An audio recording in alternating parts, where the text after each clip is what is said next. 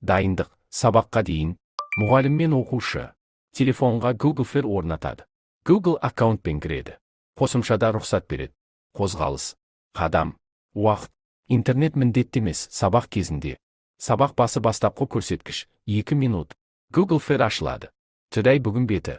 Мұғалім айтады. Сабақ басталғанға дейінгі қадам санын қараймыз. Оқушылар. Қадам санын. Белсенділік минутын қарайды. Сабақ кезінде белсенділік жинау. Google Fer өздігінен есептейді. Оқушы. Жүгіреді. Секіреді. Ойын ойнайды. Телефон. Қалтада. Белдікке салынған. Немесе қолда, қауіпсіз түрде. Сабақ ортасында қосымша. Егер нақты жаттығу керек болса, әр қосу басыңыз. Activity жаттығу таңдаңыз. Walking жүру. Running жүгіру. Other басқа. Start бастау. Бұл кезде уақыт пен қозғалыс нақты өлшенеді. Жүрек соғысында өлшеуге болады. Сабақ соңы салыстыру. 5 минут. Сабақ соңында Google Fer ашылады.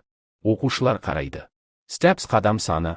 Active minutes белсенділік уақыты. Мұғалім сұрақ қояды. Кімде қадам көп? Кім белсенді болды? Кім аз қозғалды? Неге? Оқушылар өздерін өздері бағалайды.